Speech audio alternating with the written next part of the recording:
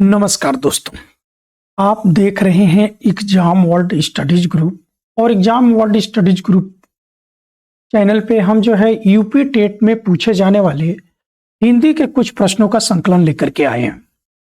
तो चलिए बिना देर किए हुए हम चलते हैं हिंदी व्याकरण के जो प्रश्न हैं उन पे देखते हैं, बातें करते हैं। और ये जो प्रश्न है ये वर्णमाला से संबंधित हैं। प्रश्न जो है महत्वपूर्ण है, इसलिए आप लोग थोड़ा ध्यान से देखिए।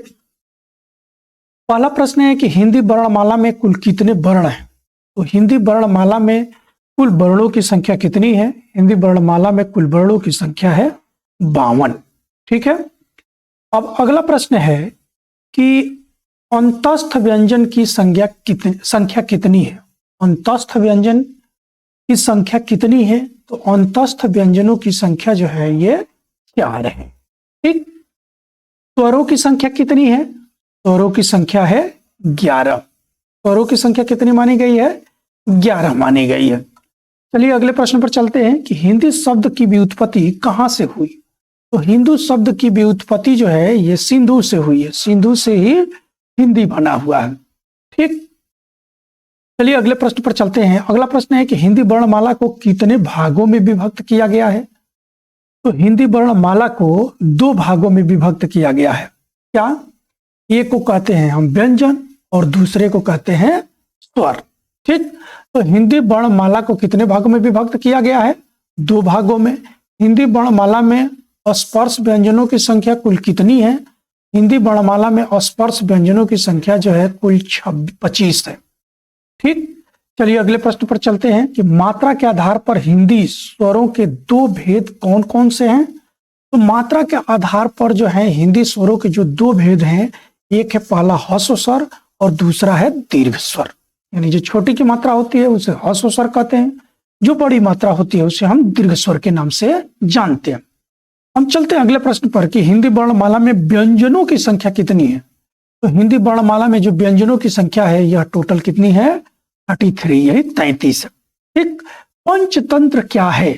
पंचतंत्र जो है एक कहानी है और ये कहानी जो है ये पंचतंत्र की रचना जो है विष्णु शर्मा द्वारा की गई है। और ये इसके बारे में ये भी बात है कि यह विश्व के सबसे अधिक भाषाओं में जो है इसका क्या किया गया है कि अनुवाद किया गया है। ठीक है ना। हम चलते हैं अगले प्रश्न पर। अगला प्रश्न है कि इंदिरापति किसे कहा जाता है। इंदिरापति किसे कहा जाता है? तो इंदिरापति कहा जाता है भगवान विष्णु को। ठीक। कबीरदास की भाषा कौन सी थी? कबीरदास की भाषा सुधाकड़ी थी। कबीरदास की भाषा क्या थी? सुधाकड़ी थी। अब चलते हैं अगले प्रश्न पर। प्रगतिवाद उपयोगितावाद का दूसरा नाम है। यह किसका कथन है? यह है रामविलास शर्मा का। यानी प्रगतिवाद को ही क्या कहा गया है? उपयोगितावाद। ये किसने कहा? ये रामविलास शर्मा कहते हैं। रामचरितमानस में कुल कितने कांड हैं? तो रामचरितमानस में कुल कांडों की संख्या है 7। ठीक। हम चलते हैं अगले प्रश्न पर। अगला प्रश्न है कि हिंदी साहित्य के इतिहास के रचयिता हैं आचार्य रामचंद्र शुक्ल। हिंदी साहित्य के इतिहास के रचयिता कौन से हैं? आचार्य रामचंद्र शुक्ल है। चलिए अगला प्रश्न है कि कमल का जादूगर किसे कहा जाता है। तो कमल का जादूगर कहा जाता है, ये कलम का जादूगर है रामवृक्ष बेनीपुरी। अच्छे इतिहासकार थे, साहित्यकार थे। हम प्रश्न पर हैं। अगला प्रश्न है कि गीत गोविंद किस भाषा में लिखा गया। गीत गोविंद जो है ये जयदेव का नाटक है और ये किस भाषा में लिखा गया है? ये लिखा गया है संस्कृत में। ठीक है ना, संस्कृत में। ये रचना किसने की थी? गीत गोविंद की जयदेव। ठीक। चलिए अगले प्रश्न पर चलते हैं। अगला प्रश्न है किसे लोकनायक कहा जाता है। लोकनायक, लोकनायक यानी हिंदी साहित्य में लोकनायक किसे कहा जाता है? तुलसीदास को। और ऐसे जीएस में देखेंगे तो लोकनायक किसको कहा गया है? जयप्रकाश नारायण को। ठीक है। विद्यापति की प्रसिद्ध रचना पद्मावली किस भाषा में लिखी गई है? तो ये लिखी गई है मैथिली के। ये सबसे बड़े कवि थे विद्यापति। ठीक है ना। और ये कृष्ण के जो है परम भक्त थे। जाटू किस बोली का उपनाम है? बांगरू। किसका? बांगरू। हिंदी का पहला नाटक कौन सा है? तो हिंदी का पहला नाटक है नहुस। कौन सा है? नहुस है। ठीक, चलिए अगले प्रश्न पर चलते हैं। अगला प्रश्न है कि रामायण महाभारत आदि ग्रंथ कौन सी भाषा में लिखे गए हैं? ये आर्य भाषा में लिखे गए हैं। इस भाषा में लिखे गए हैं, आर्य भाषा में लिखे गए हैं।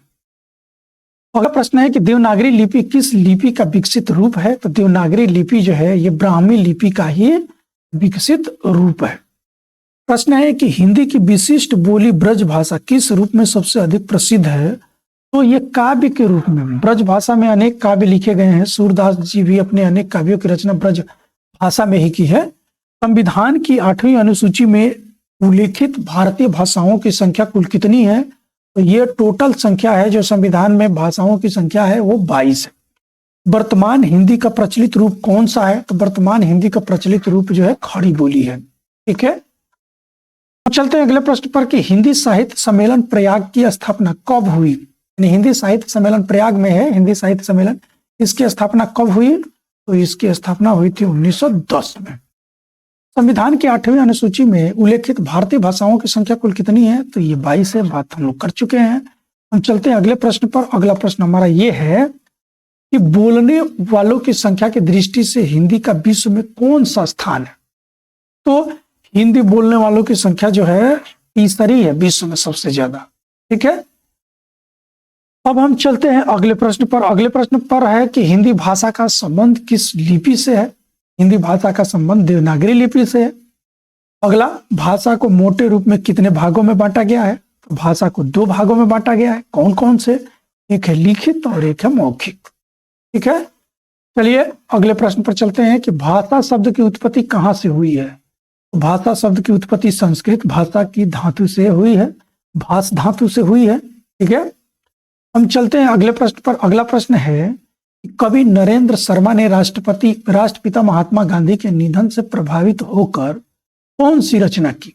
रक्त चंदन की रचना की। रचना की रक्त चंदन की रचना। ठीक, चलिए अगले प्रश्न पर चलते हैं कि नाट्य शास्त्रकारों द्वारा असामान्य रस कौन सा है? विभत्स रस। कौन सा रस है असामान्य रस? यह है विभत्स रस। अब अगला प्रश्न है कि काव्य शास्त्र का प्राचीनतम नाम क्या था? काव्य शास्त्र का प्राचीनतम नाम जो था ये अलंकार शास्त्र था। ठीक है ना। अगले प्रश्न पर चलते हैं कि रीत संप्रदाय के संस्थापक कौन थे? तो रीत संप्रदाय के संस्थापक जो हैं आचार्य वामन थे। अगला प्रश्न है कि हिंदी में काव्य शास्त्र के प्रथम आचार्य कौन है? हिंदी में काव्य शास्त्र के प्रथम आचार्य जो हैं केशव हैं। कौन है? केशव है। अगला प्रश्न है कि साहित्य शब्द किस शब्द से बना है? साहित्य शब्द किस शब्द से बना है?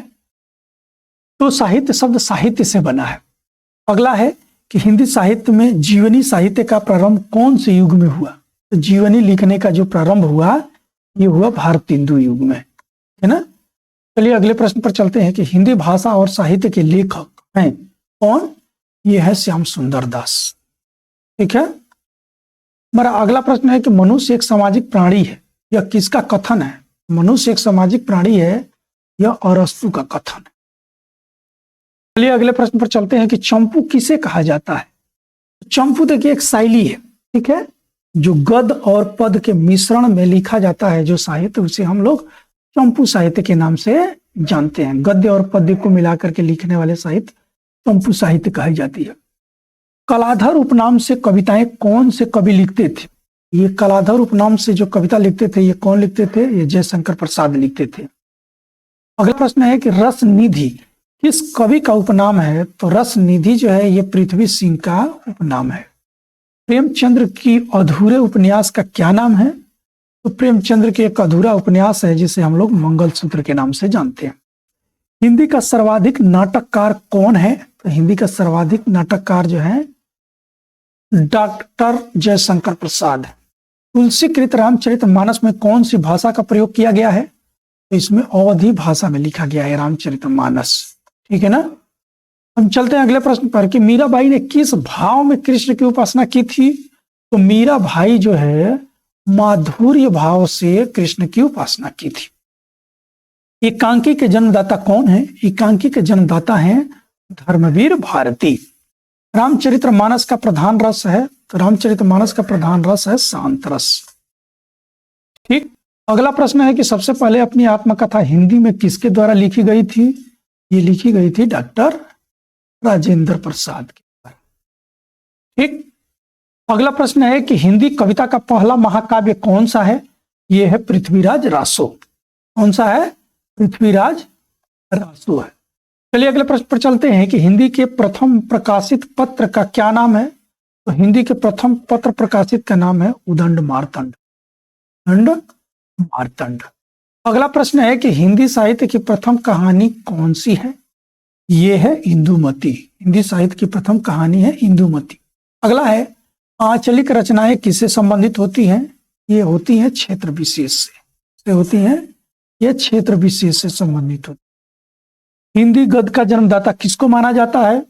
ये माना जाता है भारतेंदु चंद्र को माना जाता है भारतेंदु। ठीक है। चलिए कबीर किसके शिष्य थे? तो कबीर रामानंद के शिष्य थे। किसके शिष्य थे? रामानंद के शिष्य। ठीक। अगला प्रश्न है कि बिहारी ने क्या लिखे हैं? बिहारी दोहे लिखे हैं। आधुनिक काल का समय कब से माना जाता है? 19वीं सदी से अब तक आधुनिक काल माना जाता है। ठीक। चलिए अगले प्रश्न पर चलते हैं। हिंदी का आदि कवि किसे माना जाता है?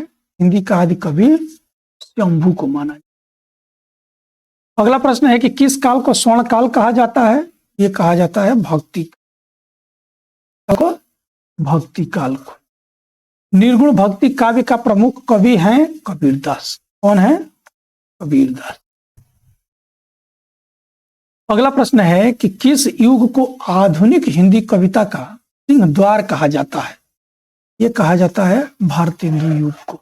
इसको भारतेंदु युग को कहा जाता है। अगला प्रश्न है अनन्वन में कौन सी संधि है? तो अनन्वन में गुण संधि है। कौन संधि है? गुण संधि। अगला प्रश्न है कि चयन में कौन सी संधि है? चयन में अयादि संधि है। यह आ गया तो अयादि संधि आ गई यहाँ पे। ठीक। मूल स्वरों की संख्या कुल कितनी है? मूल स्वरों की संख्या है 11। अगला प्रश्न है कि शब्द किसे कहते हैं? तो दो या दो से अधिक वर्णों के मेल से जो मिल करके एक निश्चित अर्थ देते हैं उन्हें हम क्या कहते हैं? शब्द कहते हैं।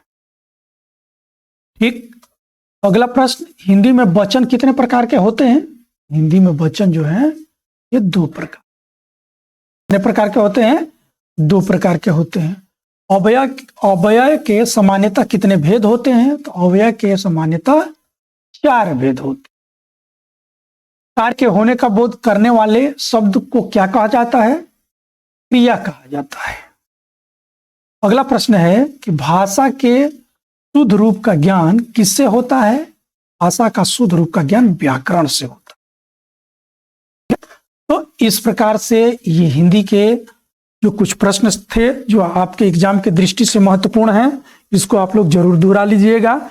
और भी प्रश्न जो है हम अपने वेबसाइट के माध्यम से, ऐप के माध्यम से और इस चैनल के माध्यम से समय समय पर ला रहे हैं। अपना सुझाव जरूर दीजिएगा और हाँ, चैनल को लाइक कर दीजिएगा और चैनल पर यदि नए हो तो इसे सब्सक्राइब जरूर कर लीजिएगा। धन्यवाद।